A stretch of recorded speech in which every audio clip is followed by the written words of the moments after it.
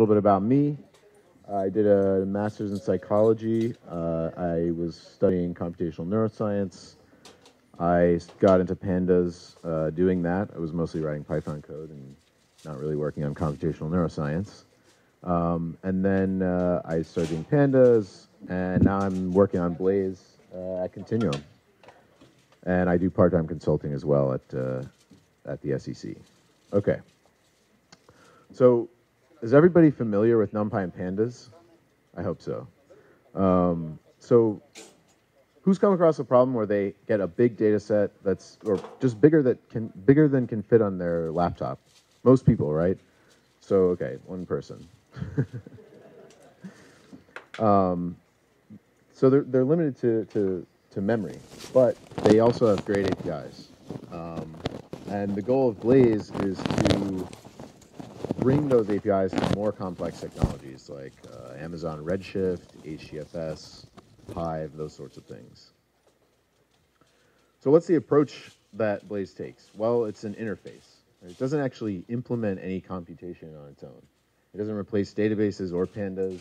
It sits on top of them, similar to a compiler for read-only analytics. And like I said before, it makes complex technologies more accessible. So how does it fit into like the PyData ecosystem?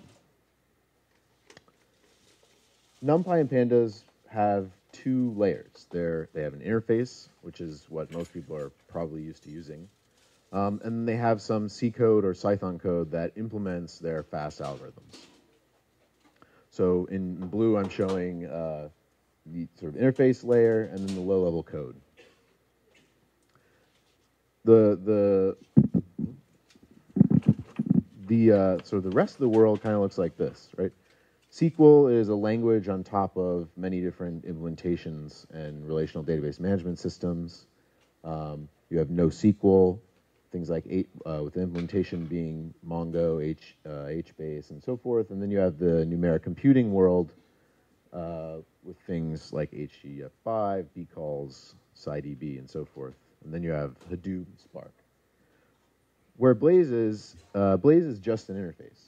So it doesn't have any sort of low-level code. It just says, hey, NumPy, do this. Hey, pandas, do this. Hey, Spark, do this.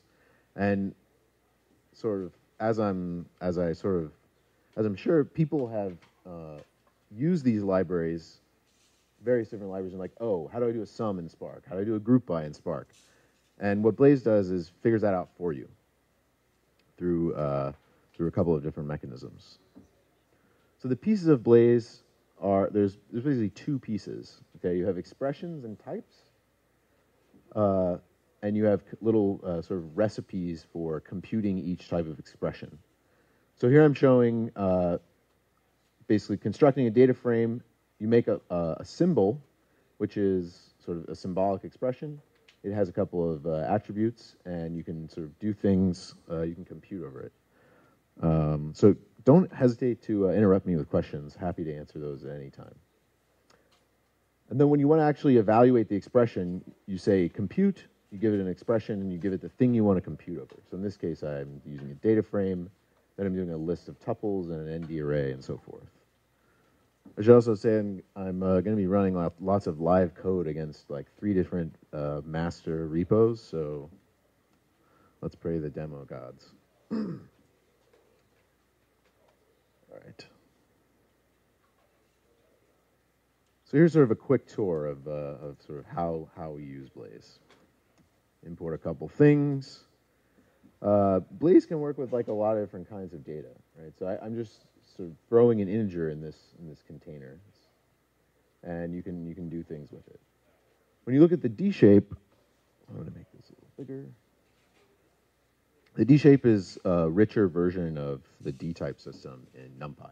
So it can express things like missing values, nested data, and so forth. And so you can do things like that. What you'll notice is that this is not actually a Python type. Okay, if you want to actually get the Python type, you need to call compute on it. What these things are is just building up basically an expression tree. You can work you can work with different kinds of data like lists, And we print things using pandas. We sort of rip out part of their pretty printing system. And you can evaluate expressions like this. Okay, and so you can also get the result type of pretty much anything that Blaze supports. We can work with tabular data sets. They don't have to be a data frame. They can be a list of lists or a list of tuples. In that case, you need to specify the fields. But again, it sort of looks like a data frame. Let's say in this data frame, we want to get all the deadbeats, the people who owe us money. We want to get their name because we're going to go, like, I don't know, ask for our money back. So we can do that. This is a very, very straightforward operation. And Blaze can sort of handle this against many different kinds of data sets. You can also just straight up drive pandas. But again, I just sort of want to emphasize the point that Blaze is not actually doing any work except telling other systems to do the work. Okay, and so you can basically do the same thing with my scrolling ability. Okay, with the data frame. Where am I? Again, deadbeats. And so we get a series out of that. So one thing to keep in mind is that when you actually call compute, Blaze will try hard to give you back a type of object that's in the original ecosystem that you're computing against. So if I'm in pandas land, I'm going to get back something from pandas. You can also use things like SQL alchemy tables, which sort of Blaze expressions and compute driving another system that has an expression system. And again, you can run the same computation. But in this case, you get the generated SQL back rather than some kind of, actually what you're getting back is a SQL alchemy object, right? So you can sort of, it's this thing, which doesn't look like anything until you say print. You can also just call str on it. We'll show you the SQL. And so here I'm connecting to a SQLite database looking at the iris data set, which I'm sure most people are familiar with. So you can do things like explore a database, which is kind of fun, right? So I have this thing, and I can look at what databases I have in here. I have only one, or what tables I have in here. So I have iris, looks like that. You can do things like sepal length, mean, gives you those kind of things. And you can just sort of generally explore things in a very quick way, and without having to go through the sort of annoying thing of setting up a connection, and then you got to call execute, you got to build up your SQL. Blaze sort of handles all of those annoying details for you. The more complicated thing like a group by, you can do those, and it's actually using whatever the engine is, SQLite, MySQL, Postgres, to do the computation. You can also just get the table out. You don't have to actually get it from the database. This is the same thing, but getting out just the table. Once you have SQL, you might as well start doing things like talking to Redshift. Okay, so I'm going to connect to a Redshift cluster here. And now I have a Redshift database, just right here, and I can look at. It's got the New York City taxi trip data set, which is going to be huge on the screen. So let's see. You can do things like, I don't know, let's do a group by on the passenger count. And we'll say, what's the average trip time? Let's see. Trip time in seconds, mean. You can actually look at the SQL before you do anything here. Oops.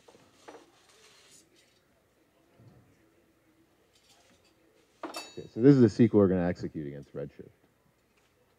All right, so let's do that.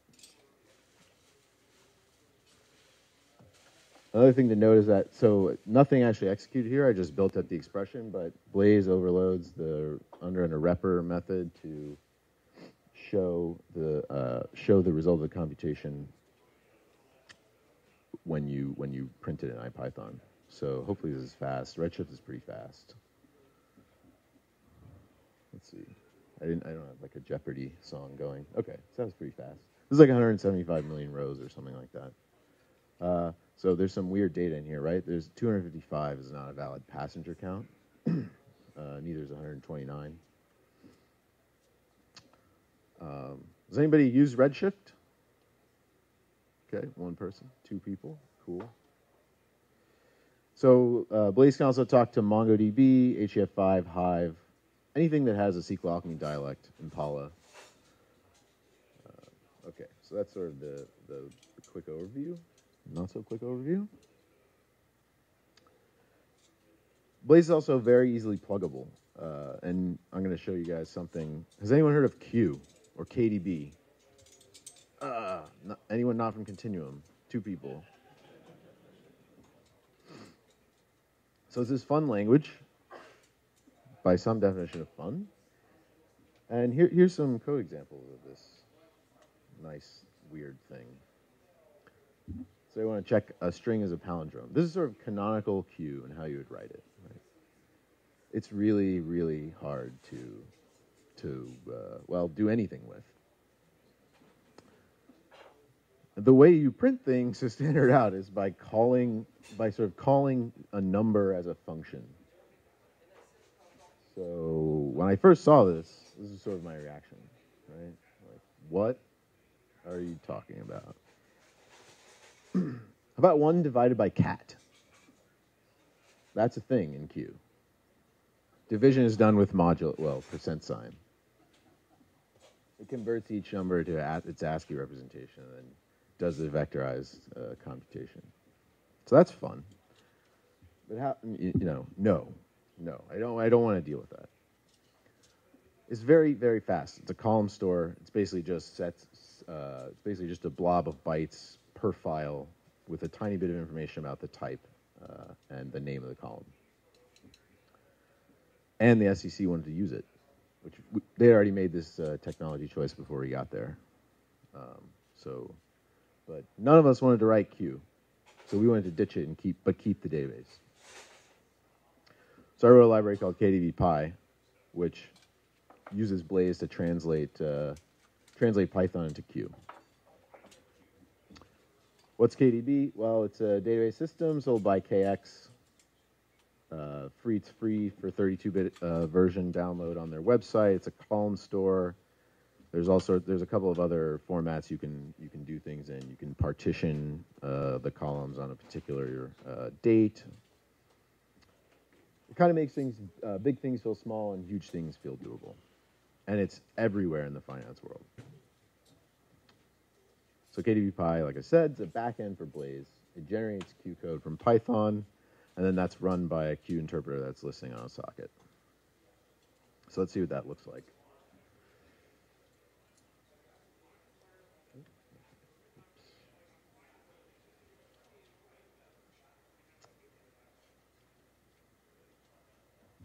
So this is also running on the master, and there's actually a few sort of memory issues to work out here, because once you try to do things that don't fit in a 32-bit address space, it basically stops working, and that's because it's a free 32-bit version.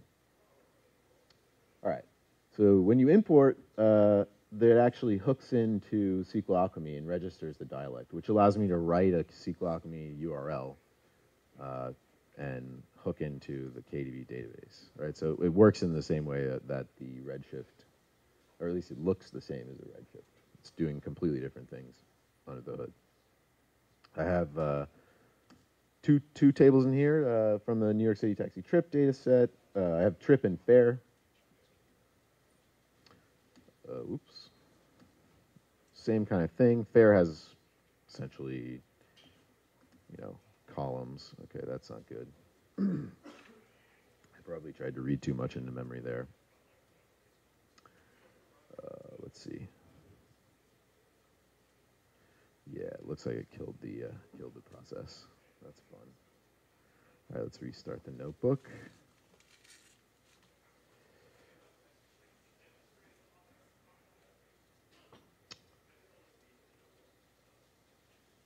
Okay, so let's go down here to something Okay, we have our fields. So what's actually sort of happening here? This is also using SQL Alchemy. So this is like some Q code that's being generated. It's pretty bad, pretty gross looking, but it works. Well, let's see if it works.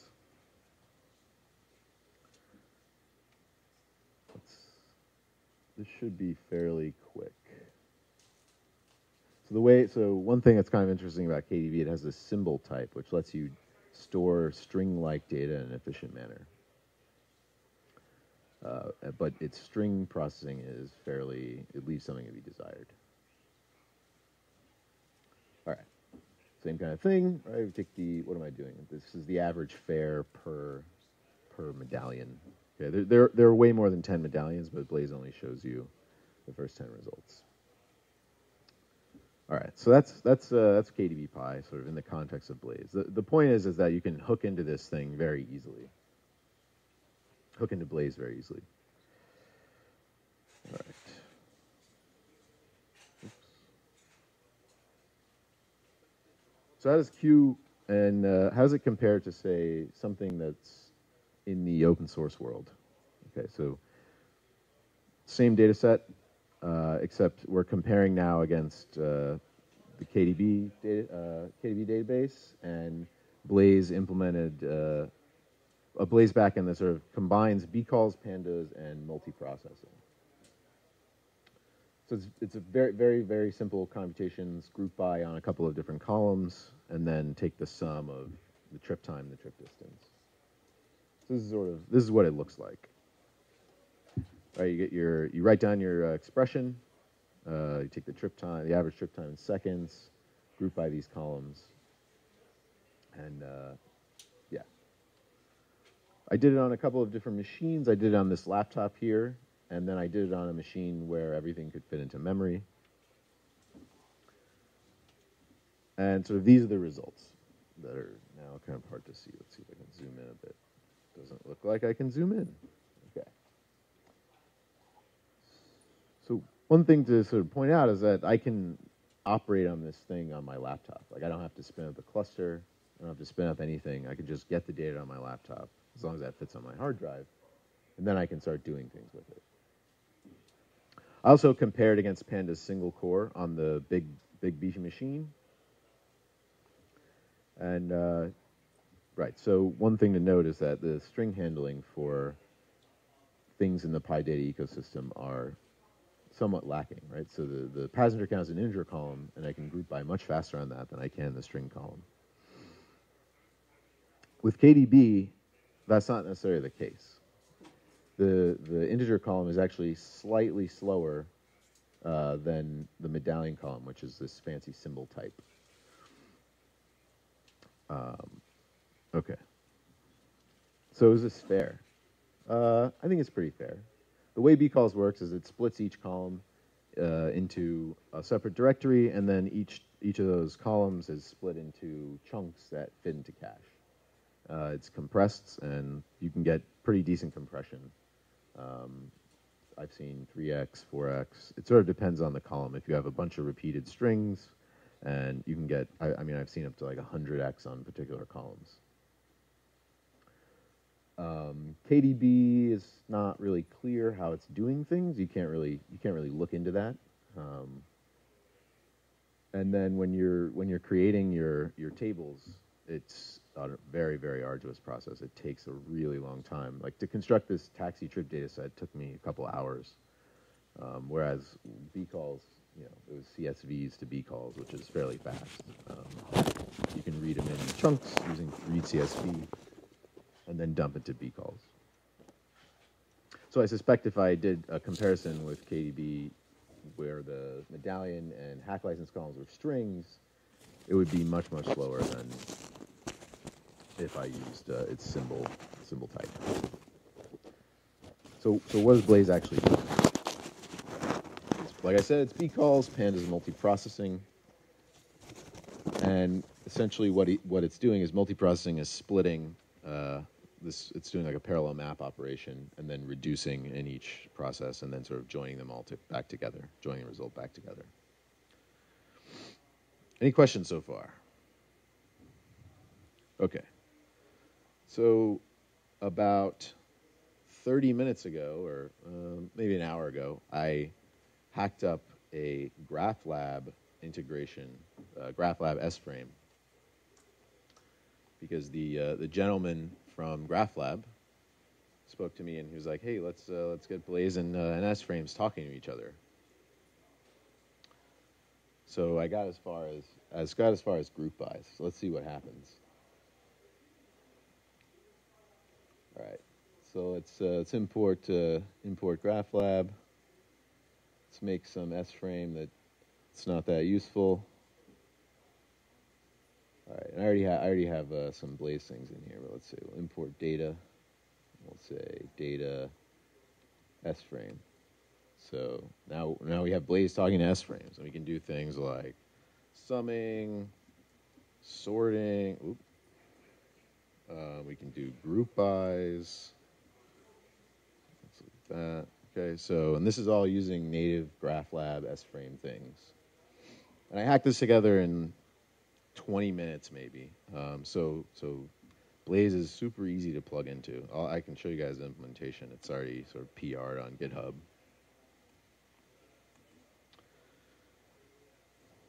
And of course, it's failing. That's nice.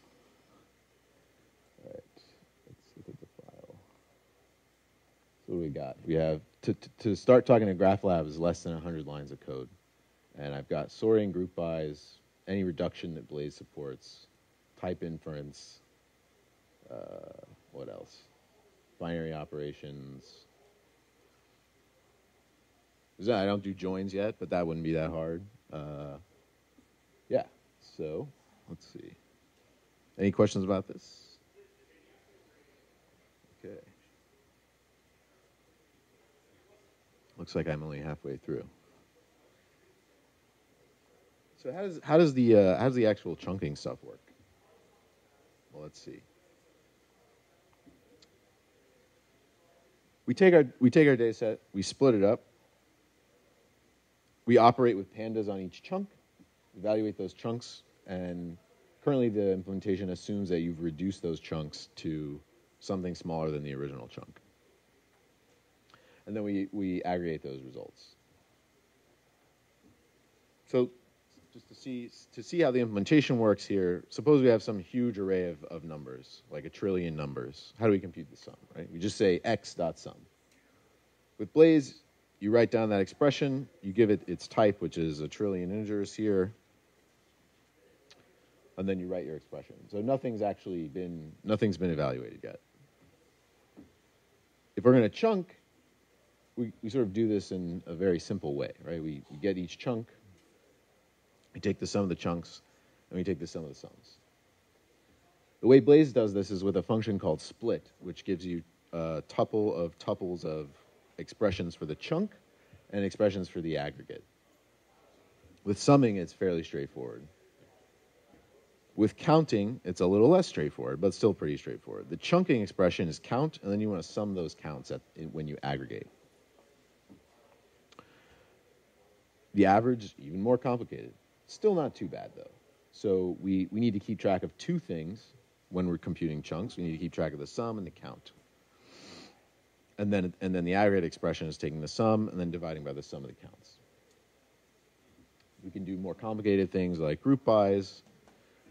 We do group by in the chunk, and then we do a final group by at the very, very end.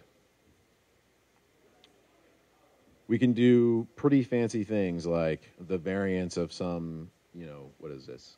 10,000 by 10,000 by 10,000 pair of points, or point in 2D space. Okay, so we sort of have little recipes that say, oh, how do I compute the variance in chunks? And Blaze will automatically figure this out if you sort of implement it, if you say, hey, use chunks. And it works on a lot of things that many people want to do with pandas, except sorts and joins for the moment.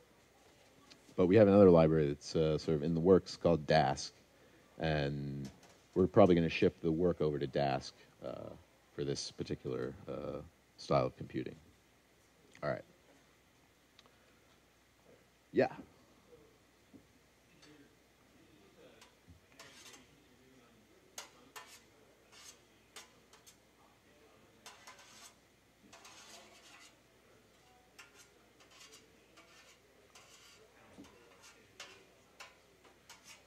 So right now it's just aggregates. The expression for each chunk has to be the same. But with Dask, which we'll probably actually just rip out this sort of parallel map implementation and throw in Dask, which is a task scheduling library, which would let you do more complicated computations. Oop, okay, we already did that. And that's it for the talk. There's the documentation for Blaze, blaze.pydata.org. I'm going to be around until tomorrow night, so if anyone wants to chat or ask questions, that's it. Okay.